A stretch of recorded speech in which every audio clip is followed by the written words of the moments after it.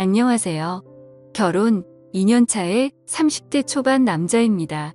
다른 사람도 아니고 장모님과의 일이라서 어디 가서 말하기도 참 그렇네요.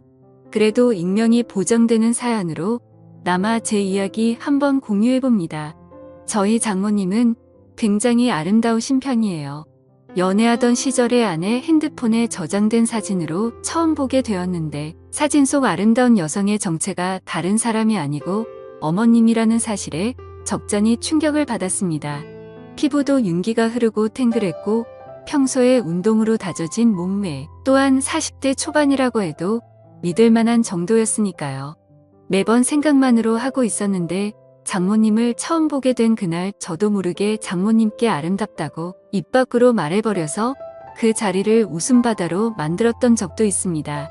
아내와 사이도 각별하고 저희가 결혼하고 나서 구한 신혼집도 처가집과 가까워서 주말이면 자주 처가에 가고는 했습니다. 저희 부모님 집에도 자주 가기는 했지만 아무리 그래도 거리가 가까운 처가에 자주 들릴 수밖에 없었어요. 장모님은 세련된 외모도 외모지만 특히 음식 솜씨가 너무 좋으셨습니다. 휴일이 시작되는 금요일 저녁부터 장모님 댁으로 가서 일요일 아침에 돌아오는 일도 자주 있었는데 그런 자리가 부담스럽기보다는 나들이 나온 것 같이 소소한 재미였어요. 그렇게 할 수 있는 이유는 제가 잘하는 것도 있을 테지만 장모님 성격이 또 격식 같은 거 챙기지 않으시고 워낙에 자유분방한 성격이라 그다지 큰 거리감을 느낄 수 없던 것도 한몫했습니다. 당시 신혼생활을 시작한 저와 아내의 고민은 다른 게 아니고 아무리 노력해도 아이가 생기지 않았다는 것입니다.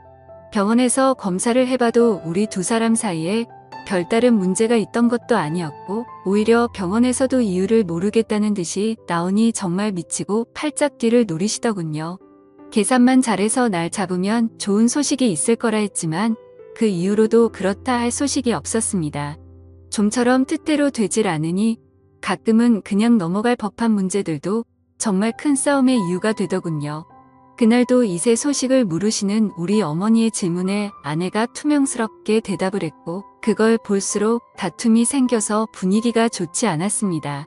그날이 마침 장모님의 초대로 처갓집에서 하루를 보내기로 한 날이었는데 최대한 다툰 걸 티를 안 낸다고 한 건데 장모님께서는 이미 저희가 도착하자마자 저희 두 사람 표정만 봐도 무슨 일이 있는 건지 단번에 눈치를 챘습니다. 무슨 일이 있었다는 걸 알게 되니 아내가 그 길로 장모님께 와락 안기며 눈물을 흘리기 시작했고 저는 그 자리에서 대역죄인이 돼버렸습니다.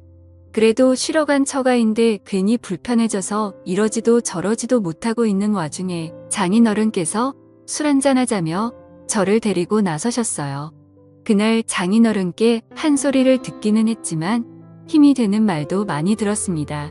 응원을 받으며 한두 잔 마시다 보니 어느덧 제 주량의 한계를 넘어섰고 그리고 결국 만취하게 되었습니다. 그래도 기분이 좋은 나머지 처가에 돌아와서 자고 있는 아내를 깨워 고래고래 소리를 질렀는데 술 취했으면 잠이나 곱게 자라는 쓴소리를 듣고 저는 혼자 군대 간 처남이 쓰던 방에서 잠을 자고 일어났습니다. 원래도 아침잠이 없는 편이기는 한데 지난밤에 먹은 술 때문인가 평소보다 더 일찍 일어나게 되었습니다. 술에서 깨니 입안이 바싹 말라있고 갈증이 엄청 나더라고요. 아직 아무도 일어나지 않았겠다 싶을 정도로 이른 시간이었으니 살금살금 자는 사람들 방해 안 되게 조심스럽게 부엌으로 향했습니다. 그런데 열려있는 냉장고 문 뒤로 쪼그려 앉아서 냉장고를 뒤지고 있는 아내의 뒤를 보게 되었습니다. 술에 취해서 한 사과였지만 지난밤에 술 취한 상태로 어쨌든 미안하다, 사랑한다고 사과도 했겠다 아내의 기분을 떠보기로 했습니다. 평소에도 짓궂은 저의 장난을 싫어하지만 화가 나 있으면 받아주지도 않거든요. 냉장고 안을 뒤적거리느라 정신없는 아내의 뒤로 돌아가서 저의 몸을 밀착시키고 장난을 쳤습니다. 그러고 있는데 이건 장난을 받아주는 것도 아니고 화를 내는 것도 아니고 가만히 있는 반응에 무언가 위화감까지 느껴지더라고요. 정신 차리고 냉장고를 뒤지고 있던 실루엣을 확인하니 그건 아내가 아니라 바로 장모님이었습니다. 아내가 잘 때 입고 자는 치마형 잠옷과 똑같은 걸 입고 계셨어서 그것만 보고 당연히 제 아내라고 착각했습니다. 생각해보면 아내가 처가까지 와서 냉장고 정리를 할 이유가 없는 게 당연한 것인데 왜 냉장고 안쪽까지 몸통을 쳐박고 있는 게 당연히 제 아내라고 생각했을까요? 장모님은 제가 민망할까봐 배려를 해주신 건지 아무 말하지 않고 가만히 계셨습니다. 술 기운이 남아서 아파오던 머리도 목이 타듯이 오던 갈증도 한 번에 확 날아가더라고요. 머뭇대다가 제 정신이 들어서 죄송하다고 큰 소리로 사과를 하려던 찰나에 장모님께서 제 입을 손으로 틀어막으며 아내가 깰 수도 있으니 사과하지 않아도 괜찮다고 하시며 저를 방으로 끌고 들어가셨습니다. 도망치듯 처남의 방으로 돌아와서 이불을 뒤집어쓰고 한참을 좌불안석 애간장만 태웠습니다. 갑자기 문 열리는 소리가 들리고 저에게 다가오는 소리가 들렸는데 제가 뒤집어쓰고 있던 이불을 확 걷어 올리더군요.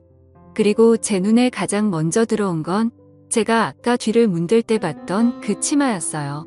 그래서 엄청 놀랐는데 다행히 이번에 이불을 거둔 건 장모님이 아니라 제 아내였습니다.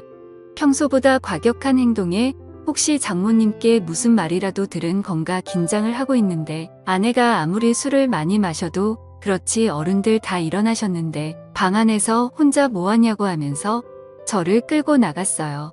주방에는 아침 식사 준비가 한참이더군요. 장모님은 당황도 안 하신 건지 제 속 풀어주겠다고 콩나물국을 시원하게 끓였다며 제 앞에 한 그릇 놓아주시더라고요. 힐긋힐긋 장모님의 기분을 살폈는데 괜히 저 혼자 행동이 이상한 것 같아 저도 아무 일 없던 척 해보려 노력했습니다.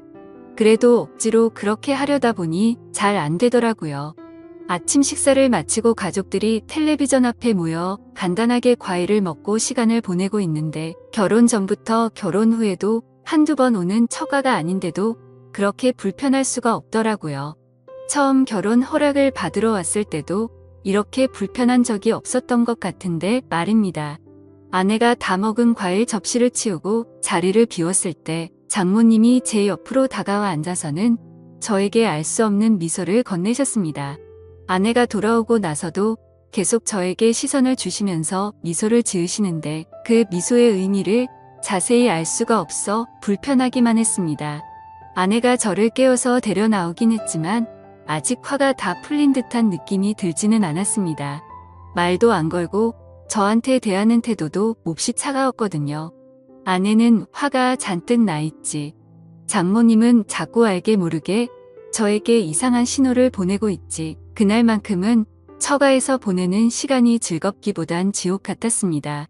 맛있는 식사고 편한 휴식이 구간에 어서 빨리 월요일이 돼서 회사로 출근하고 싶은 마음뿐이 없었어요. 그래도 전날 저녁에 마신 것과 술이라고 과일까지 먹고 나니 배가 불러서 잠이 솔솔 쏟아지더군요. 어차피 불편하게 있을 바에야 제가 잠들어 있으면 아무도 방해하지 않을 거라 생각이 들었고 이러나 저러나 눈치 보고 욕먹는 거는 똑같을 텐데 그러면 차라리 전날 저녁에 과음한 걸 핑계삼아 잠이나 자고 방해받지 않은 수면 끝에 집에 돌아가서 빨리 출근 준비를 하겠다 하는 게 이 지옥에서 벗어나는 길이라는 생각이 들었습니다. 그렇게 한참을 자고 있는데 이번에는 누가 저를 흔들어 깨우더라고요. 비몽사몽 잠결에 눈을 뜨니 코앞에 가까이 저를 쳐다보고 있길래 아내인 줄 알았는데 장모님이었습니다. 하마터면 팔을 뻗어서 끌어안을 뻔했는데 정말 화들짝 놀라고 말았어요.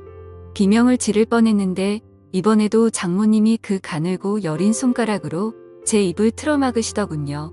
지금은 다들 낮잠을 자고 있다고 하시면서 저를 데리고 어디론가 데려가셨어요. 장모님이 저를 데리고 들어간 빈 방은 다른 곳이 아니고 바로 아내가 결혼 전에 쓰던 아내가 자라온 방이었습니다. 매번 방문할 때도 정리가 안 되어 있다는 등 핑계를 대며 저에게 보여준 적이 한 번도 없는 곳이었는데 장모님께서 이번에 저를 위해 열어주신 거예요. 방 안은 깔끔하게 먼지 한 털 없이 정리되어 있었고 그걸 보니 장모님의 손길이 구석구석에서 느껴졌어요. 그중에 눈에 들어온 건 아내의 화장대 위에 놓여있는 저와 아내가 연애하던 시절에 같이 찍은 사진이었습니다. 그리고 그 옆에는 저와의 이야기를 써놓은 아내의 일기장이 있었어요. 그 안에는 아내가 저를 얼마나 사랑하는지에 대해서 적혀 있었습니다. 아내에게 이런 모습이 있나 놀라고 있던 가운데 장모님께서 아내가 저를 이만큼 아끼고 사랑하니 우리 딸 마음고생 좀 덜 시켰으면 한다고 본심을 말하셨어요. 아침에 제가 다가왔을 때를 말하시면서 이상은 없는 것 같은데 너무 조바심 내지 말고 하다 보면 좋은 소식이 있지 않겠냐고 농담처럼 말도 하셨고요. 그 말을 들으니 다시 아침에 장모님과 있던 일이 떠올라 얼굴이 새빨개졌습니다. 그렇게 아내가 연애하면서 쓴 일기장을 보고 있는데 아내가 소리를 지르며 방 안으로 들어오더군요. 그걸 왜 보냐, 그걸 왜 보여줬냐 하며 당황하는데 그 모습이 오랜만에 너무 귀엽게 느껴졌습니다. 장모님 보는 앞에서 아내에게 잘하겠다 약속을 드렸어요. 그리고 그날 저녁에 나온 이 식탁에는 스태미너에 좋다는 음식들로 한 상이 차려져 있더군요. 장어구이를 밥 반찬으로 먹을 거라고 상상도 해본 적이 없었는데 그날 처음으로 장어구이를 밥상에서 먹게 되었습니다. 장모님은 깨알같이 꼬리 부분을 제 밥 위에 집어 올려주시면서 남자가 힘쓰려면 꼬리를 꼭 먹어야 한다며 은근슬쩍 농담을 하시고 아내를 보고는 사위가 그래도 노력하는 것 같은데 너도 빼지만 말고 잘 좀 받아주라면서 농담을 하셨어요. 스태미너에 좋다는 버섯이나 마늘 같은 것도 계속해서 챙겨주시고 철이 지나서 제가 좋아하는 겨울 석화까지는 아니었지만 어디서 굴도 잔뜩 사오셔서 준비해 주셨더라고요. 아시죠 다들? 굴은 아연이 풍부해서 장어꼬리보다 훨씬 스태미너에 좋다는 거려. 제가 과연 그날 저녁 식사를 한 건지 보양식을 먹은 건지 모를 정도로 기력 보충을 했습니다. 집에 가는 길에도 저녁에 먹고 남은 음식들을 양손 가득 싸주셨고요. 사위 걱정하는 장모님 사랑도 느꼈고 아내가 저를 어떻게 생각했고 얼마나 믿고 있는지도 알게 되었고요. 사실 이 사연을 쓰게 된 가장 큰 이유 중에 하나는 이날을 기점으로 언제인지 정확히는 모르겠지만 오랫동안 기다려온 우리 아이의 소식이 찾아왔기 때문입니다. 저를 응원해준 처가 식구들과 저를 사랑해준 아내 덕분이라고 생각해요. 이제 행복하고 화목한 가정을 꾸리고 좋은 아빠가 되는 일만 남은 것 같습니다. 지금까지 제 사연을 들어주셔서 감사드립니다. 구독과 좋아요 부탁드려요. 감사합니다.